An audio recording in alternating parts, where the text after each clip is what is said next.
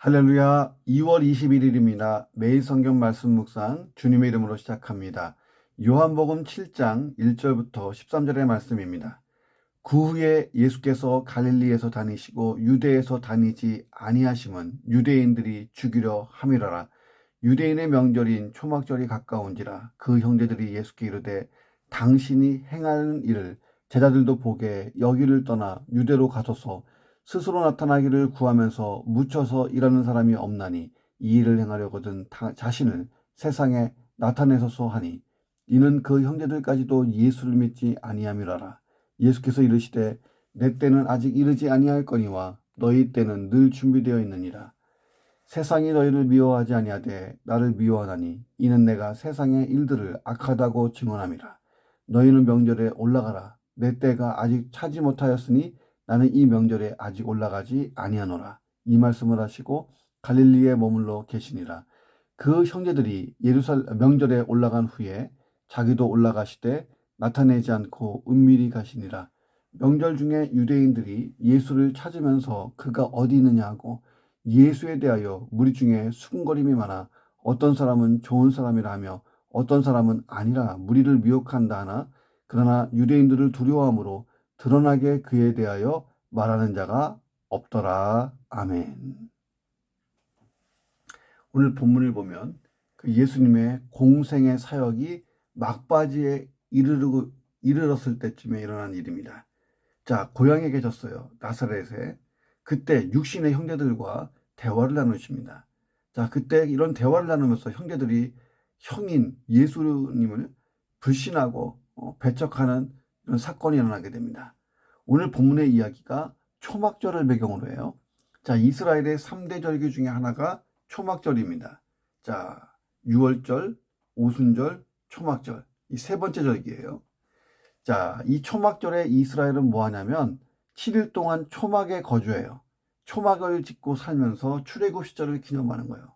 광야 시절을 생각하면서 그때 하나님이 우리를 돌보시고 은혜 주신 것, 또 그때 하늘의 만나를 먹고 또 반석에서 샘물 터져서 물을 마시고 이 광야 시절에 하나님과의 사랑, 하나님의 은혜, 또 그런 이 고통, 또 힘들었던 여정, 이런 것들을 생각하면서 마음을 새롭게 하는 거예요. 자, 그리고 이 초막절 이 기간이 추수 시기와 겹쳐요. 자, 그래서 곡식을 추수해서 저장한다 하는 의미로 수장절이라고 부릅니다. 그러니까 성경에 초막절, 수장절 같은 절기다 하는 거예요. 자, 이때는 이스라엘 전역에 있는 사람뿐만 아니라 디아스포라 유대인들까지 이 절기를 지키기 위해서 예루살렘으로 모여듭니다. 그러니까 굉장히 많은 사람들이 모여드는 거죠. 그러니까 예수님은 형제들이 요청하는 것을, 형제들은 이렇게 요청한 거예요. 예수님, 형님, 초막절에 예루살렘에 올라가세요. 그리고 내가 메시아라, 이것을 정확하게 드러내세요. 자, 형제들이 요구한 것은 뭐예요? 정치적 메시아. 왕이 되세요. 그래서 유명해지세요. 자, 이런 요구를 받았어요. 예수님이 안 된다. 아직은 내 때가 이르지 않았다. 그래서 나는 이번 절기에는 올라가지 않을 거다. 이렇게 말씀하세요. 자, 이런 내용 가지고 이 본문을 묵상합니다. 첫 번째, 그리스도인은 복음을 위해 세상과의 불필요한 충돌을 피해야 한다. 자, 이런 지혜가 있어야 돼요. 복음을 위해서라면 세상과의 불필요한 충돌은 피하자. 이게 지혜다. 1절에 따르면 예수님이 한동안 갈릴리에서만 다녔다라고 나오고 유대 땅에는 다니지 않으셨다. 이렇게 나옵니다. 자, 정리하면 예수님이 예루살렘을 방문하시는 게 총 4번이에요. 예수님의 공생애는 3년 반이죠.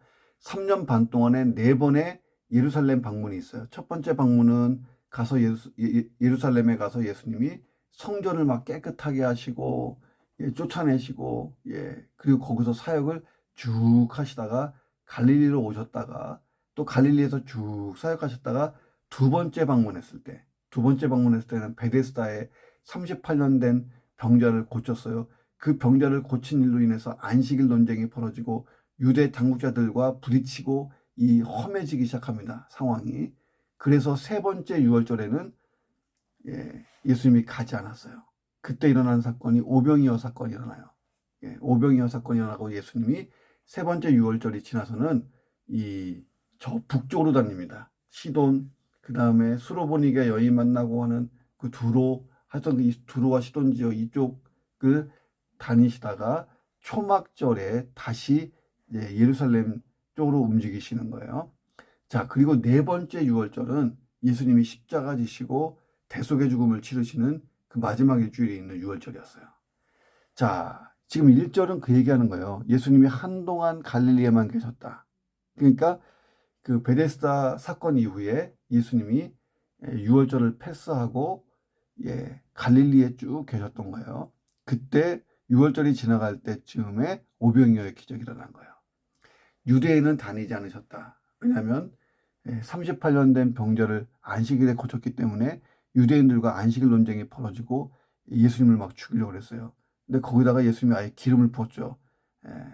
하나님이 내 아버지다. 그러니까 신성모독이다. 예수님을 죽이려는 사람이 더 많아졌어요.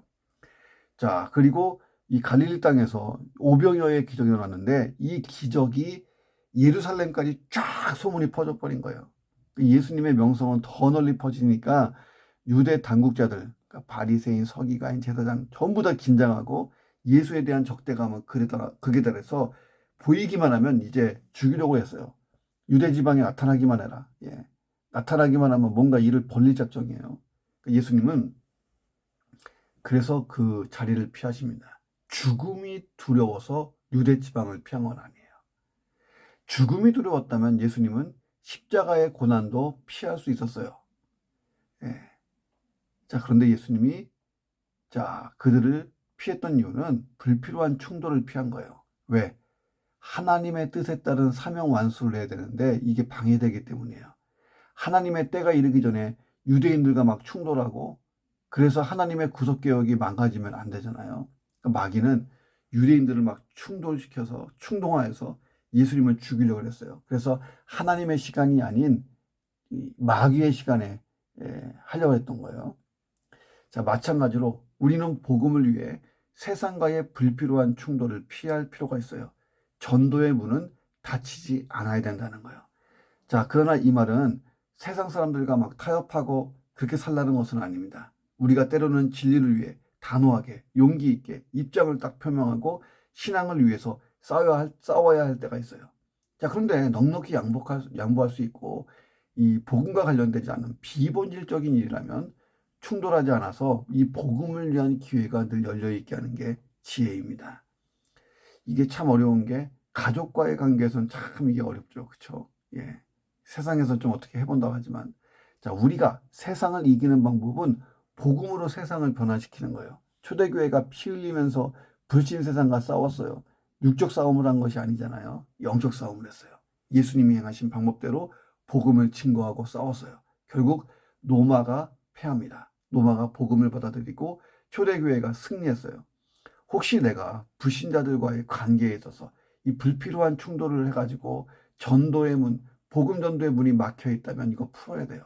잘 풀어야 되고 그런 불필요한 충돌로 인해서 복음 전도의 문이 막히지 않도록 하는 게 지혜인 것입니다. 그렇다고 세상 사람들에게 다 타협하고 다 내주고 이런 것은 아니죠. 우리는 진리를 위해 싸우고 복음을 위해 싸웁니다. 그렇지만 불필요한 충돌 그리고 비본질적인 것으로 싸우지 않는 거예요. 그런 지혜가 있기를 주님의 이름으로 축원합니다. 예수님이 지금 그랬던 거예요.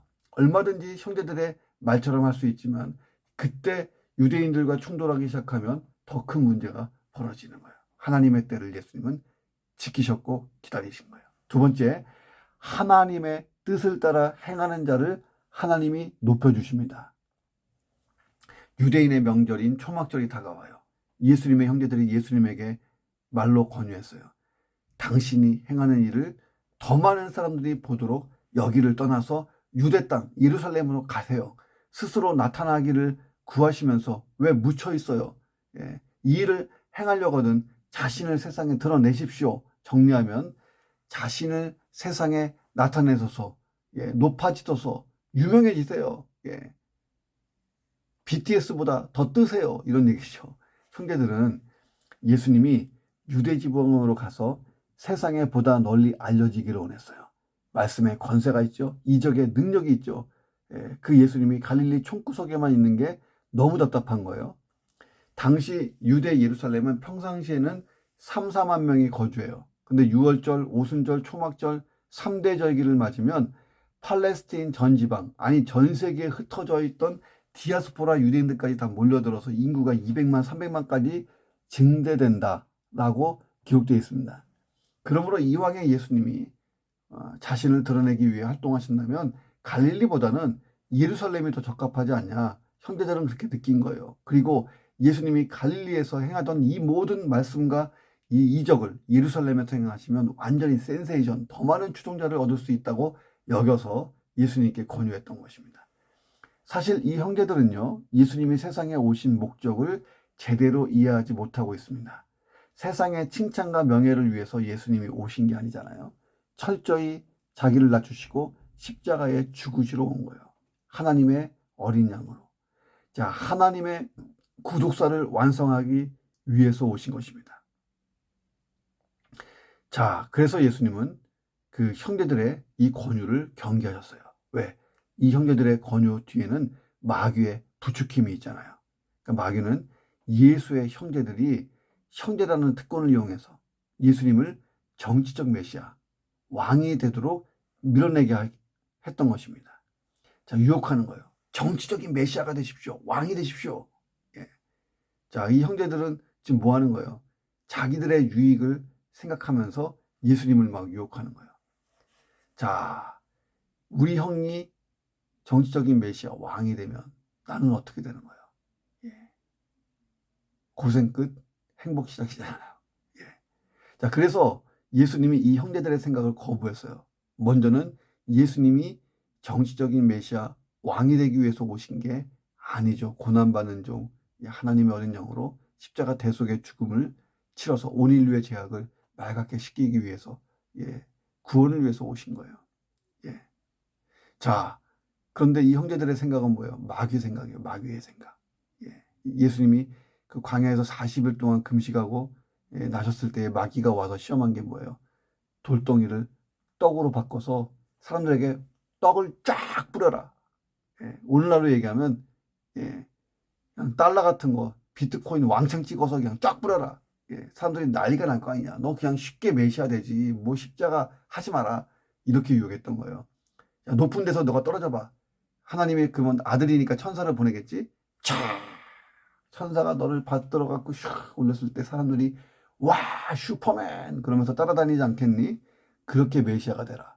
이렇게 예수님께 유혹했던 거죠. 지금 똑같은 거예요. 이 마귀가 이 형제들을 이용해서 예수님을 유혹하고 있어요. 그 결과 예수님이 형제들의 생각을 거부하시니까 형제들이 예수님을 불신하고 배척하고 하는 일들이 생깁니다. 마음이 아프지만 하나님의 뜻에 따라서 예수님은 철저히 움직이시고 행하셨어요. 마귀가 예수님의 사역을 막 방해하려고 막 그렇게 많이 해도 구원 역사가 그래서 완성된 거예요. 자, 예수님은 세상의 인기, 명예, 권력, 명성, 자, 이런 것들을 위해서 오시지 않았어요.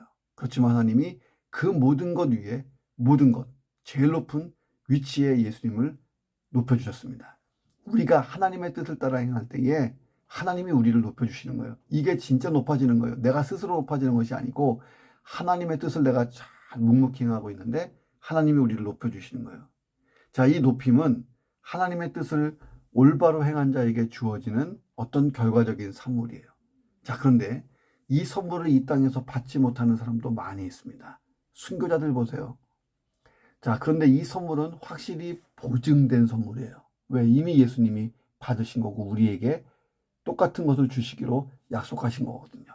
자, 예수님이 먼저 받으시면서 이후에 예수를 따르는 모든 자들에게도 이 약속이 유효하다는 거예요. 빌립보서 2장 8절부터 보세요. 자기를 낮추시고 죽기까지 복종하셨으니 곧 십자가에 죽으심이라. 이러므로 하나님이 그를 지극히 높여 모든 이름 위에 뛰어난 이름을 주사 하늘에 있는 자들과 땅에 있는 자들과 땅 아래에 있는 자들로 모든 무릎을 예수의 이름에 꿇게 하시고 모든 입으로 예수 그리스도를 주라 신하여 하나님 아버지께 영광을 돌리게 하셨느니라. 이 영광을 하나님께서 예수님에게 주셨어요. 그리고 예수를 따르는 우리에게도 주실 것입니다. 이 땅에서 못 받으면 그 나라에서 받으니 얼마나 좋아요. 자, 세상 명예를 위해, 부귀영화를 위해 살지 않고 하나님 나라 위하여 살 수 있는 저와 여러분 되기를 주의 이름으로 축원합니다. 세 번째, 그리스도인은 하나님의 때를 중심으로 살아가는 사람이에요. 예수님은 유대로 올라가라 하시라는 형제들의 권유를 물리치십니다. 그들이 그렇게 권유한 이는 자기 자신들을 위한 권유였죠. 예수님이 유명세를 타면 자기들도 거기에 편승하고 내가 형제요, 내가 이분의 동생이요 해서 이 유명해지고 싶은 욕망이 있었던 거예요. 자, 그런데 예수님이 이 명절에 올라가지 않겠다고 선언하세요. 그 이유는 6절에 따르면 내 때가 아직 이르지 않았기 때문이다. 형제들은 이 말을 도저히 이해할 수 없어요. 자, 그렇다면 예수님이 말씀하신 이 때는 뭐냐? 여기서의 때에 대한 단어가 무엇인지를 잘 알아야 돼요. 예수님이 말씀하신 내 때에서 이 때는 카이로스입니다. 일반적으로 시간을 표현할 때에 헬라어에 두 개의 언어가 있는데 하나는 크로노스, 자연적인 시간이에요. 보통 우리가 말하는 24시간, 1초, 2초 이게 자연적인 시간입니다. 앞으로 쭉 나가는 시간. 자, 그런데 이 카이로스는 하나님이 지정하신 시간이에요. 직선적인 시간 개념이 아니고 이 카이로스는 하나님의 타임이에요. 그러니까 하나님이 정해놓으신 때예요. 이것은 자연적인 시간처럼 1초, 1분, 1시간 이러면서 다가오는 시간이 아니에요. 이 시간은 우리가 측정할 수 없어요. 미래의 시간은 미래의 시간인데 그것이 때로는 자연적인 시간보다 빠르기도 하고 늦기도 해요. 그래서 예수님이 하나님께는 하루가 천년 같고 천년이 하루 같다 이렇게 말씀하신 것입니다. 지금 예수님이 말씀하신 내 때는 하나님의 시간표를 말하는 거예요. 하나님의 시간표.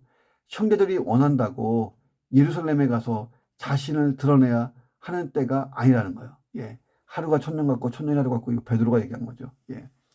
자, 형제들이 원한다고 예루살렘에 가서 나를 드러내야 될 그때는 아니에요. 이거는 하나님의 때가 아닌 거예요. 자, 하나님의 때가 되면 형제들이 원하지 않아도 예수님은 예루살렘으로 가십니다. 예. 그 초막절이 지나고 그 다음에 6월절 이어질 때 예수님이 호산나 하면서 예루살렘으로 입성해 버리시잖아요. 자, 모든 사람에게 스스로 드러내실 거예요. 자, 그리고 그때 하나님의 때가 되면 유대 종교 지도자들과 정면으로 충돌할 거예요. 예.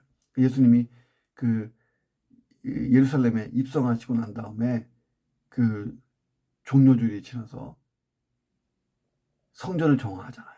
이러면서 정면 충돌하잖아요. 그리고 예수님과 깊은 논쟁이 막 설전이 벌어지고 예수님이 감람산에서 예루살렘을 바라보면서 우시면서 예루살렘 멸망을 예고하고 막 그러잖아요. 십자가의 죽음을 불사하실 겁니다. 그때가 하나님 때이기 때문입니다. 자, 십자가의 순환을 통해 인류 구속을 성취하는 그때. 그러나 지금 이 초막절은 그때가 아니기 때문에 그들과의 충돌을 피하신 거예요. 6절에 보면 예수님이 너희 때는 늘 준비되어 있다라고 말씀하십니다. 이 때는요, 인간의 욕구 충족을 위한 때입니다. 인간의 욕구 충족을 위한 때는 인간이 원하는 때에 마음대로 하면 돼요. 너희 때는 늘 준비되어 있느니라. 이 얘기는 뭐냐면 너희가 하고 싶은 대로 뭐든지 할 수 있다. 그런데 내가 예루살렘에 가고 안 가고 이 문제는 너희가 결정할 때가 아니다. 이것은 하나님이 결정하는 때다. 이렇게 말씀하신 거예요. 하나님의 때는 인간의 마음대로 하면 안 돼요. 지금 예수님은 하나님의 때를 따라 움직이고 계시기 때문에 형제들의 요청대로는 예루살렘에 가시지 않는다. 이렇게 말씀하셨어요. 자, 그래서 형제들이 떠나고 난 다음에 조용히 은밀하게 예루살렘으로 홀로 가십니다. 눈에 띄지 않게. 자, 우리가 인생을 살면서 하나님의 때, 카이로스의 시간을 따라 사는 것이 얼마나 중요한지 몰라요. 예수님은 그 시간을 다 사셨고 십자가에서 다 이루었다. 이렇게 말씀하시고 사역을 마치셨습니다. 하나님께서 예수님을 통해 하시고자 계획한 모든 일이 하나님의 타임에 하나하나 다 성취된 거예요. 그 최종 방점이 십자가의 죽음입니다. 그리스도인은 바로 이때 하나님의 때를 중심으로 사는 사람이에요. 실제에 따르면 때로 그렇게 살다 보면 세상이 우리를 미워하기도 해요. 예수님도 그런 배척을 형제들에게 받았으니 얼마나 마음 아팠겠어요. 자, 그러나 예수님이 하나님의 때를 따라 사셨기 때문에 우리에게 구원의 역사가 일어난 거잖아요. 자, 그래서 오늘도 말씀을 묵상하면서 하나님께서 내 인생을 통하여 하시고자 하는 일들을 바라봐야 돼요. 그리고 그 일을 찾아 행하는 것이에요. 이것이 우리의 비전이고 사명이고 상급인 것입니다. 자, 오늘은 하나님의 때가 어떤 때일까? 나를 향한 하나님의 계획과 뜻이 무엇일까? 혹시 오늘이 하나님의 때인가? 잘 생각하면서 살아보시기를 주의 이름으로 축원합니다. 네 번째, 그리스도인은 칭찬과 비난에 흔들리지 않고 사명의 길을 가는 사람이에요. 예수님이 비밀리에 예루살렘으로 올라가셨어요. 공개적으로 드러내실 경우에 진짜 많은 사람들에게 둘러싸이고 대대적으로 환영받고 떠받들어지고, 이걸 예수님은 경계하셨어요. 예수님에 대해 적개심을 품고 기다리는 유대 종교 지도자들과의 정면적인 충돌을 경계하신 거예요. 자, 떠받들어지는 것도 문제고 이때 전면적인 충돌을 하는 것도 문제고, 이 둘 다 예수님이 원하시는 것이 아니고 마귀가 원하는 거예요. 예수님은 아직 예루살렘에서 십자가를 지고 당신의 사역을 이루실 시기가 아니라고 확실하게 하셨어요. 이때는 하나님의 때가 아닌 거예요. 그래서 사람들의 칭찬에도 비난에도 흔들리지 않았어요. 하나님의 때를 따라 움직이기 때문에 사명의 길을 갈 때 사람을 의지하거나 사람의 소리를 듣거나 돌아가는 환경에 당신을 의탁하고 이렇게 안 했다는 거예요. 사람의 칭찬과 비난에 민감해지다 보면 유대 종교자들이 철옹성처럼 만들어 놓은 교권주의가 예수님에 의해서 세워지는 거예요. 자, 당시 유대 종교 지도자들이 예수님을 불편해하고 죽이려고 했던 게 뭐예요? 자기들이 세워놓은 이 교권주의, 이 웅장한 자기들만의 왕국을 예수님이 지금 무너뜨리려고 하는 거잖아요. 이 왕국을 바라보면서 환호성을 쳤던 많은 민중을 예수님이 다 데려갈 것 같아서 예수님을 죽이려고 그러는 거예요. 우리가 세운 종교 체계를 근본적으로 흔드니까 죽이고 싶은 거예요. 자, 자기들의 기득권을 공격하는 것과 같았어요. 자, 그들의 교권주의는 성경의 진리보다 위에 있었어요. 장로들의 유전을 따르고 자기들이 만든 법을 따르고, 그것에 의해서 하나님 말씀도 막 곡해하고 막 왜곡하고 막 그랬습니다. 만약 성경의 진리가 그들의 교권주의보다 높게 있었다, 그들이 성경을 최고의 진리로 알았다면 성경이 줄기차게 증거해온 메시아 예수님을 제대로 알아보고 예수님을 영접하고 구원받았겠죠. 자, 그러나 이미 성경보다 그들이 만든 종교적인 특권과 권력이 더 커서 예수님이 보이지 않아요. 그래서 오늘 당장 잡아서 죽이지 않으면 자기들의 성을 무너뜨릴 위험한 존재로 보였습니다. 자, 이런 교권주의, 예수님은 사람들이 예수님께 몰려와서 우리들의 왕이 되십시오, 새로운 나라를 만들고 새로운 체계, 종교 체계를 세웁시다, 이거 거부하셨던 거예요. 자, 이런 교권주의의 오류가 중세 카톨릭 교회가 가장 심했죠. 그래서 하나님이 종교 개혁을 계획하시고 일어나게 하신 거예요. 사람들의 칭찬과 비난에 민감하지 말아야 합니다. 자, 그렇다고 나 때문에 생긴 분명한 내 잘못으로 생긴 비난을 내버려 두는 것은 그건 아니죠. 자, 혹시 내가 칭찬으로 교만해지지 않았는가? 비난 때문에 낙심하고 있지 않은가? 명백한 내 잘못이 아니라면 비난 때문에 낙심하지 말고, 아닌 건데도 조금 좀 사람들이 우호해주면 교만해지고, 교만과 비난에 의해서 왔다리 갔다리 하는 사람 안 돼야 합니다. 자, 우리는요, 사람보다 하나님을 기쁘시게 하는 사람이에요. 오늘도 교만하지 않고 비난 때문에 낙심하지 않고 균형 있는 중심이 분명히 말씀 가운데 서 있는 그런 사람 되시기를 주의 이름으로 축원합니다. 기도하겠습니다. 하나님, 내 인생을 향한 하나님의 기대와 계획을 따라서 잘 살게 하시고 하나님의 시간, 하나님의 카이로스를 잘 따르는 삶을 살게 하셔서 예수님처럼 다 이루었다, 하나님이 내게 주신 사명, 내게 주신 계획, 나를 향한 하나님의 뜻을 다 이루고 갈 수 있도록 도와주옵소서.